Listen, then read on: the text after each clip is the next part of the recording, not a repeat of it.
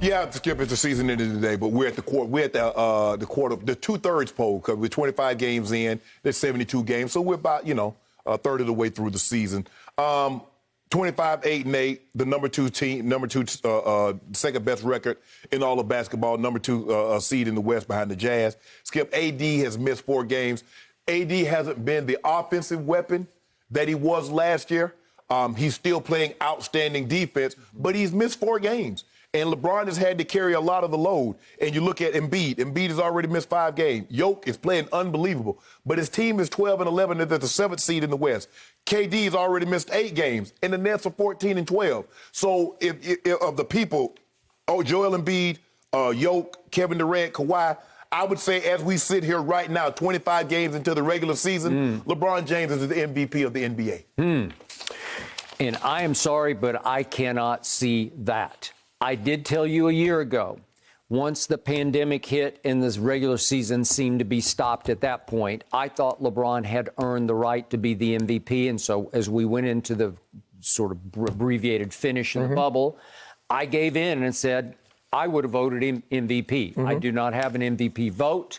And Giannis won it again. Right. It's strictly regular season. It has nothing to do, obviously, with the postseason. Correct.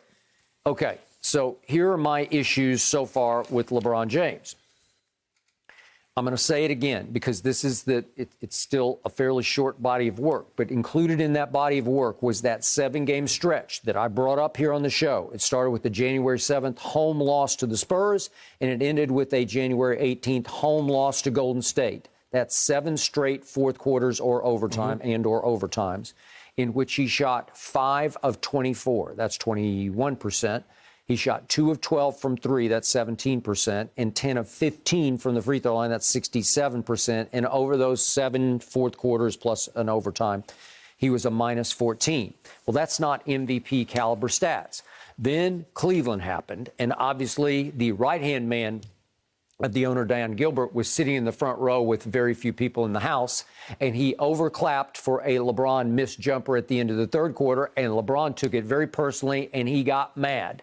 I always tell you, I love mad LeBron. I wish, for the Lakers' sake, they could put somebody in the front row every game to make him mad. Because once he gets mad, he gets hot. And he scored 21 in the fourth quarter at Cleveland. So that's when he broke out of that slump. Okay, so now, what else do we see? We got free throw shooting. Again, it's like his fatal flaw. I don't get it, but he hasn't corrected it. So he's now shooting. Shaq won an MVP, not shooting very good free throws. But Shaq was 7 feet, what is he, 7'1"? But the basket's not further away for a 6'9" guy than it is a 7'1" guy. But if you're a 6'9" guy who plays point guard or 2 guard, but mostly point guard, you got to do better than 71.5% of your free throws. And that's actually pretty good for him, but it's not pretty good for basketball because he ranks 95th of 112 qualified free throw shooters in the league. Right now, he ranks 95th. Is that MVP? Let me ask you a question. Of the 94 guys that's in front of him, who you taking in front of him? Okay, well, I'll take Joel Embiid, who did it again. What was he last night? 13 of 14 at Sacramento. Yeah. I watched the whole game. 6 of 15 from the floor. Just because I couldn't take my eyes off Joel Embiid. He's a monster. Yeah. And again, can he stay healthy? I don't know. He's already missed 5 games. I got it. I give you that. But when he plays, he is playing like he's on another planet. And I love what Daryl Morey said, his new GM in Philadelphia. He said, Joel is in the rare group of players in NBA history where most of the time when you watch him, you're wondering if there's a higher level of basketball league he can be promoted to. Stop it. As he has an unfair advantage in this league. No, he doesn't. Still, okay. Joel Embiid is playing great, but stop. Hey. So let me ask you a question. Is he playing at a level that stretch that Shaq went through? So Shaq had a 5-year window. Is Joel Embiid playing at that level? No, but Shaq is retired. He's not playing right now. That's what I'm saying. So that level that he's talking skill, come on. But compared to LeBron, I would say Joel's having a better year than LeBron. But see, here's the thing, what you did. If you want to, Skip, I'm sure I can go in there and I can look at games and nitpick Joel Embiid's game, and I can nitpick Nikola Jokic, Jokic's game, or Kevin Durant or Kawhi. We can nitpick all we want to, but you look at the totality, the body of work, 25-8-8. is 25-8-8, the second best record through all that. So why isn't Joel Embiid's record better than what it is then? Well, they've had the best record in the East most of the year. That's not saying anything. Okay, well, it's saying something. Oh, now it's saying something. When LeBron had the best record in the East, it was saying nothing. It was the least in conference. Now Joel Embiid is there. It's the monsters of the Midway. What is he up now? He's 86% from the free throw line? Skip. All I'm He's saying. 7 feet tall and he's 86%. All I'm saying is that when LeBron was in the East never had it. Kevin Durant's in the East now. Joel Embiid, and everybody's talking about the East, but when LeBron was there, it was the least in conference. I'm just trying to figure out what happened. When did it become so strong? Well, DeMar DeRozan went to the Spurs, right? And it used to be he got to play DeMar DeRozan. He got to play Paul George when he was the alpha in Indy. And he's now the co-star, the second star. He's still busting heads. Clippers. Okay. He's still busting heads in the West. Yeah. That's what we do, Skip. He couldn't bust the Heat's head. We did it. Right. Yeah, we did. We did the number on the Heat. That's all we did to the Heat in the bubble. Yeah. And they hadn't recovered yet. They were the 5th seed. They haven't recovered yet. And they lost their 2 best players in the playoffs in Game 1. I know a 5th seed that just won the Super Bowl. Yep. The 5th seed. So don't give me nothing about no seed.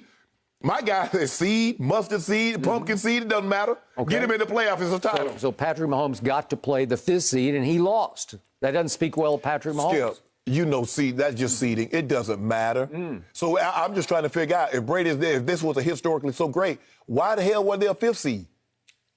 Why would you the 1 seed? Why would you 14-2? Why would you 15-1? He took over a brand new team in the middle of a pandemic. Well, he did with no preseason games. Okay. That's why it took a while to figure it out. So let me ask you a question. How long did Joel Embiid play in the bubble last year? How long did Kevin Durant play in the bubble? Oh, my bad, he didn't play at all in the bubble. How long did Kawhi stay in the bubble? My guy finished all the way through, played in June, and then 71 days later, he back at it again.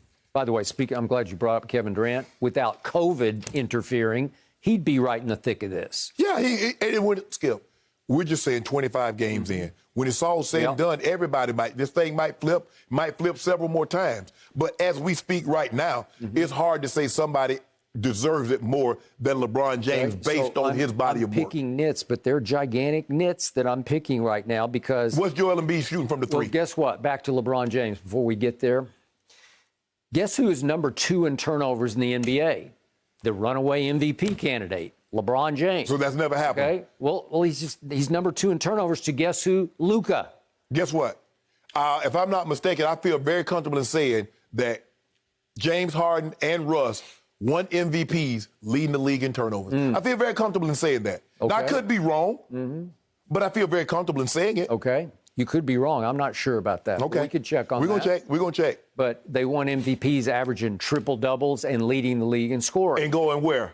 So which one had the number 1 seed? Which one had the number 2 seed? Was any of those guys? I thought that doesn't matter. That doesn't matter. Well, so that's what they said it mattered with Giannis. That's why they gave it to him. Remember? Yeah, but James is leading the league in scoring in winning MVP and leading the league in assists. And what did he get it? Well, nowhere, but that's not what the award is voted on. Okay, then, so it's not voted on free throw percentage. It's not voted on fourth quarters. It's voted on totality. You take all of that. Even though Skip, we're going to talk about 7 games. He made it seem like it was 70 games. That's what, almost a third of the year. How many of those games did they lose? You said it was 7 games. It began with a home loss to the Spurs and ended with a home loss to Golden State, and they have not been very good at home. What are they up to now, like 6-4? What are they? Consider they only lost 6 games. They've only lost 2 on the road, so they only lost 4 games. Okay. So that looked pretty good to me. How many have the Nets lost at home? Well, this is about LeBron James. Well, you mentioned KD. I know, but you can't change the subject because we're talking about LeBron has been voted by media. 25-8-8. Yeah. And by the way, speaking of Kevin Durant, remember when he called many of the media members who cover LeBron, remember what he called them? Yeah. Fanboys. Yeah, the same ones that voted for him. So when they voted for him for the MVP, what were they? I guess they grudgingly voted. No, they grudgingly. You see what you do? You see? You bite the hand that feeds you. Yeah. He never said anything about the media didn't know bleep when they voted him for the MVP. Now, all of a sudden, they fanboys. They don't know bleep. Wow. They sure forgot a lot of basketball because they voted his buddy MVP in 2014. They knew everything. Okay. So the 25-game MVP, LeBron James, also in his last 2 home games has missed the final shot of regulation in both of them. Did he win? Yep. I know Kevin Durant missed the final shot. You remember Kevin Durant clanked it. You didn't say a word. Well, this is the MVP, and he missed back-to-back at home against bad teams, back-to-back. Bad teams. Detroit, Oklahoma City. So let me ask you a question. Are the Cavaliers a good team? Because they beat all 3 of the big 3 in Brooklyn. Are they a bad team or a good team? Okay. Are they going to the playoffs? And your point is? Okay, all these guys, Skip, every team has had a bad loss. It's hard to get up and play at that level every single night. Okay. But that guy does it better than any of the guys that we mentioned.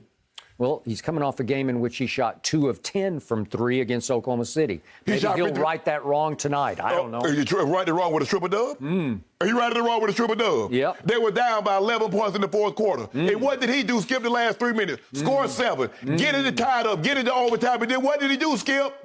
What did he do? Yeah, that's what he did. He made him have to say, had him say, masterpiece. That 9-9. Overtime, could have avoided 2 overtimes against Detroit and 1 against Oklahoma City. All he has to do is make the last shot. If that's the case, go to the free throw line and make 1 free throw, and the game's over. Think about it. Nope, Skip. not going to do it. I'm going to run from the free throw line. They went to double overtime with the Pistons. The Pistons wiped the floor with Brooklyn Nets. Are Brooklyn Nets any good? Even without KD, you still got 2 superstars, so they should have won that game, right? Okay. Yep. Just making sure. Just making sure we're on the same page. Yeah, well, I get it that AD's having not quite an AD kind of year, but he still has one of the, most people would say, a top 5 player. AD's missed 4 games. Right? Was AD in the game on Monday night? Was he in the game when they played Detroit? AD's missed 4 games, Skip. And by offensively. Now, he's still a dominant player defensively, but he's not having the offensive output that he had last year. Detroit, worst record in basketball. They beat the Brooklyn Nets. Cleveland Cavaliers got the second or third worst record. They beat the Brooklyn Nets. No, they didn't. They didn't beat the Kevin Durant Brooklyn Nets because the best player on the planet did not play. Okay, what about the Cavaliers? What's their record? Yep. Did they have all 3? Cavaliers dropped 1 point. Did you know, Skip, 7 or 8, 9 or 10, they get up 120 points. That's the first time in 30 years that's happened. Who's played more games together, LeBron and KD or Kevin, Kyrie, and James? Well, they just got thrown together. Okay, you said this. I didn't say it. Name a time that there's been a trio that had that kind of offensive firepower. Never, ever. You got to give them a little bit of time to figure it out. Give me an AK Tech 9 to Uzi. I don't need to be a marksman. I'm going to wet some stuff up. So you got all 3 of those guys. How many cases of do would you like to bet right now against them making the playoffs? Did you say the Nets are not going to make the playoffs? You go see. Okay, well, I'm just trying to figure this out. Figure what out? How far are you willing to go to tell me how bad the Nets are? Skip, 8 teams, and then you got play-in games. Okay. I mean, to make the play, is that the bar? So is that the bar? Dick Fosbury, they created the Fosbury flop with over a higher bar than that. You got a bar right here with a 7-footer, a 6'6", and a 6'2" point guard that got handles out the yin-yang. And that's the bar that you said they need to get over. Make the playoffs? Well, you're saying they're garbage. Oh, my God. Well, you say they can't beat even a bad team. You say my man garbage. You highlight. I didn't say he's garbage. I just showed you he's not the MVP. I'll take Embiid every day and every night. And by the way, I will take Joel Embiid over Jokic any day or night. No, sir, Reed. Oh, stop. No, sir, Reed. You see what Jokic did to Sacramento? Dropped a 50-piece on them. Yeah. With extra sweet and sour sauce and 10 napkins. Listen, last night, Sacramento's not bad. They got some talent there. They will fight. You see what we did to them. Okay, I got it. But they were running an extra defender at Embiid every single time down the floor, and he still destroyed them in the end. He ain't really say 6. He was free throw. They called him fouls. Yeah, okay. Well, he gets to the line as opposed to the MVP. They don't call us. You saw the man. He got a left-handed shot. He's shooting fewer free throws than ever? That's all right. We'll make it up. We get in the 3-point line. You know we shoot more threes than ever with a higher percentage than ever. So we're going to make it up. That's starting to come down no, it ain't. Toward the norm. Are we in the 40 percentile? Nope. You're at 39.8% from 3. You're not above 40. You have drifted off your 2 of 10. You have slowly faded beneath the imaginary line. Better case, we'll be back in the 40s tonight after tonight's game. Yep. But we'll be back in the 40s. In the 40s? Back in the 40s. We're going to go at least 4 or 8. Really? Yep. You want to do a case on that? Yeah, we're going to be in the 40. After tonight's game, we'll be in the 40 percentile. Okay, I'll take a case on that. Thank you for watching. You can subscribe here to get the latest from the show, and be sure to check out more of the best clips from Undisputed, or go watch a few other segments from our other shows on FS1.